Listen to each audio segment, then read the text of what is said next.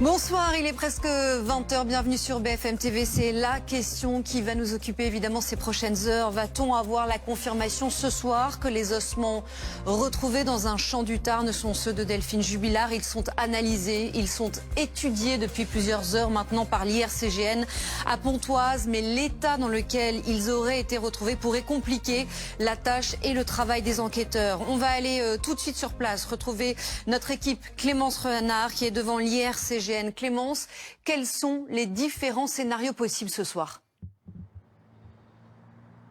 Et on posera la question évidemment à son avocat, Maître Debuisson, qui sera avec nous. Ce sera à partir de 20 h 40. Merci à tous les quatre.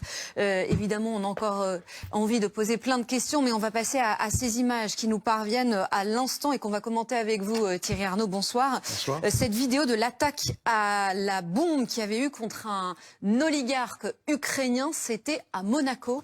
On a une vidéo qui vient de nous parvenir. On va la regarder et on va commenter évidemment ensuite en revenant sur les dernières informations. Il est 20 h 30, nous allons évidemment maintenant parler de l'actualité internationale alors qu'on le voit, les tensions entre Américains et Iraniens se poursuivent. Une spirale de frappe qui s'est illustrée encore aujourd'hui. Jusqu'où ira-t-elle? Chacun mise finalement sur une pression maximale pour faire plier l'autre au risque de précipiter le Moyen-Orient dans une guerre peut-être bien plus large.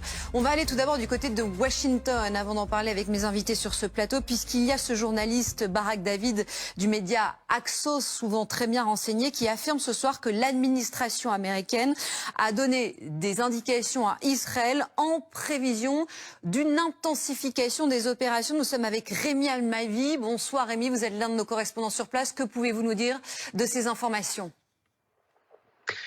De son côté, le régime iranien continue à viser les pays du Golfe et évidemment les intérêts américains dans ces pays du Golfe, le Qatar, le Koweït.